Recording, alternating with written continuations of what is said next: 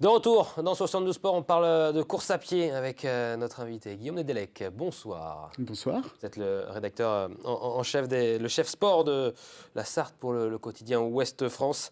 Un habitué évidemment de ce cross Ouest France Pays de la Loire, un des plus grands événements en Sarthe. Il y a évidemment le cross Maine Libre, il y a aussi le cross Ouest France qui fait partie d'un des plus grands cross en France, l'un des plus prestigieux. Tout à fait, l'un des plus grands crosses en France, qui a eu une petite période de creux, on va dire, avec le Covid, parce que les éditions ont été annulées en 2020, 2021, 2022. Et en 2023, c'est revenu sur une journée, et cette année, c'est sur 3 jours, ce qui est une première. Ça n'était jamais arrivé. On s'inspire un petit peu justement de ce qui est fait sur le cross du Maine Libre, où on avait ces scolaires qui sont le vendredi. Et ça, c'est beaucoup plus simple pour le corps enseignant, pour organiser la journée. 3 jours avec un riche programme, on y reviendra dans quelques instants. Elle s'annonce plutôt bien cette 41e édition avec pas mal d'inscrits notamment. Pas mal d'inscrits avec un peu plus de 7500 personnes là, qui sont inscrites, 7514 à 16h30 pour être précis, dont 3300 scolaires qui participeront vendredi aux compétitions. C'est déjà pratiquement mieux que l'édition de l'année dernière où on était à 4800, donc c'est plutôt bon signe, hein, donc il faut s'accrocher là-dessus et puis on sait aussi que jusqu'à demain soir, puisque c'est demain soir que les inscriptions vont se terminer, à minuit, qu'il y aura un petit rush comme d'habitude, les derniers inscrits comme toujours. Les retardataires dont je fais partie, évidemment. Qui sont les têtes d'affiche de cette 41e édition? On parle évidemment des scolaires. On va également parler dans quelques instants de ceux qui vont le faire comme moi, par exemple pour le fun, pour le plaisir. Mais il y a également le Cross Ouest France du haut niveau, du très haut niveau, avec forcément des têtes d'affiche sur le Cross As Homme notamment. Alors sur le cross homme, on aura Félix Beau qui va être de retour, on aura Baptiste Cartio qui avait fait notamment une vidéo YouTube, on aura Abraham Simé qui a remporté l'édition l'année dernière. Ils avaient fait un duel, je ne sais pas si vous vous souvenez, entre Félix Bourg justement et Abraham Simé où ça s'était joué dans le dernier tour. Il y avait eu une petite déconcentration de Félix Bourg justement à cause du quad qu'on a vu voir à l'image il y a quelques minutes. Il était déconcentré dans le dernier tour et donc là il y aura la revanche. Et puis on aura Michael Gras, on aura quand même quelques gros coureurs français à être présents qui, pour certains, seront présents aux Jeux Olympiques. Mais malgré en fait un placement au calendrier qui n'était pas évident cette année à cause des stages et des différentes compétitions, notamment les marathons, parce qu'il y a encore des qualifications possibles pour les marathons.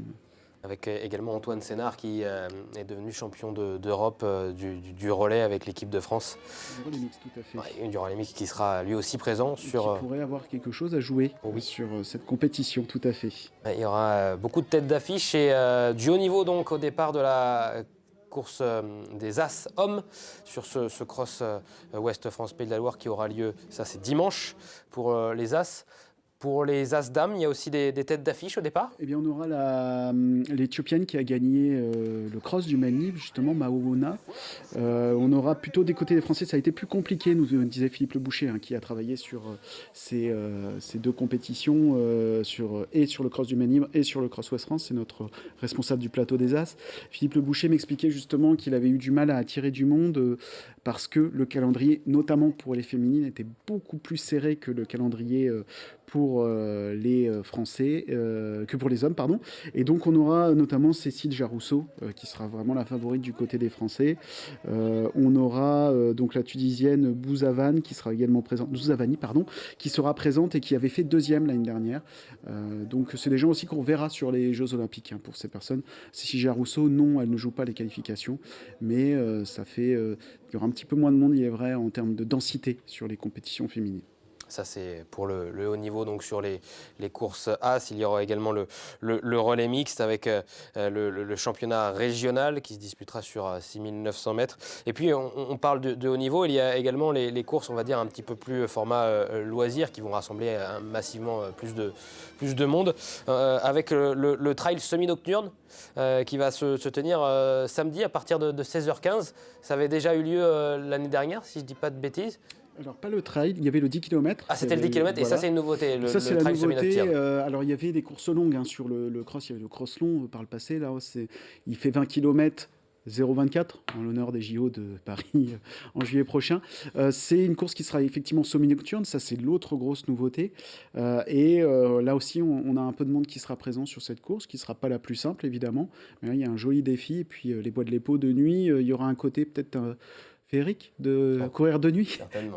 Certainement, on a le parcours, je crois d'ailleurs en infographie, n'hésitez pas à le mettre en régie avec ce trail semi-nocturne, donc du côté des Bois de l'Épau avec 20 km. Ça, c'est le parcours de la course des As, mais le parcours du trail semi-nocturne, voilà, c'est celui-là. Il est un peu plus grand, je me disais, là, ça va faire beaucoup de tours. Donc voilà, ce parcours de 20 km dans cette magnifique forêt du Bois de l'Épau, donc il sera à partir de 16h15. Les inscriptions sont encore possibles jusqu'à demain minuit ce mardi. Donc pour vous inscrire, il y a aussi d'autres courses emblématiques comme le canicross qui rassemble beaucoup de monde.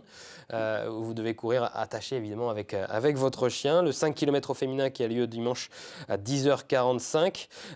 Et puis le 10 km nature qui marche très bien aussi le dimanche. Tout à fait. On voit que sur ces courses justement de 10 km avec un format très précis, c'est la course l'année dernière, il y avait 2800 personnes qui avaient participé. On s'attend à au moins autant cette année. Les chiffres ne sont pas encore sortis sur le cross 10 km, mais on les aura très probablement dans la semaine. Voilà pour ces belles images avec les coureurs qui se disputaient l'année dernière. Donc la victoire sur le 10 km nature. Avec le passage du trio de tête, Stéphane Cordier, voilà, je crois que je perdais le nom, j'arrivais pas. On avait fait un titre extraordinaire qui était Cordier, juge et fil. Dans l'Ouest de France. Voilà, de temps en temps, ça peut faire sourire, mais ça a eu pas mal de succès. J'ai eu des retours. C'est rare qu'on ait des retours sur des titres comme ça.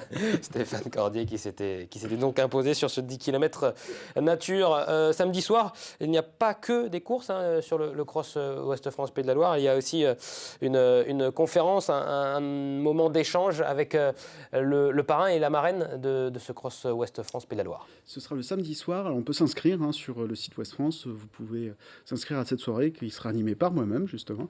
Et on aura donc les deux, le parrain et la marraine. C'est une première aussi, ça, pour Ouest France, d'avoir un parrain et une marraine. La marraine qui est Amandine Cordier, qui peut se qualifier pour les Jeux Olympiques, qui est en lice pour cette qualification, qui nous parlera de sa vie aussi d'athlète. Et puis on a Ronan Pallier, qui est athlète en fait malvoyant. Et donc il nous parlera aussi de l'handisport, puisque on le voit, c'est une volonté des Jeux Olympiques 2024 de mettre en avant aussi les handisports au même niveau que les Jeux Olympiques traditionnels comme on les connaît.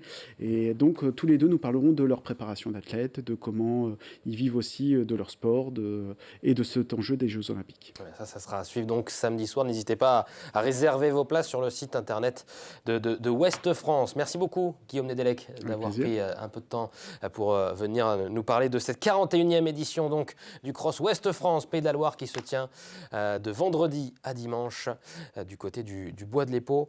Et on sera là, évidemment, pour vous en parler lundi prochain, pour vous faire le débriefing complet avec les belles images d'Amoun Chamsoudine. Merci à toutes et à tous de nous avoir suivis. On se retrouve donc lundi pour un nouveau numéro de 72 Sport. Bonne soirée.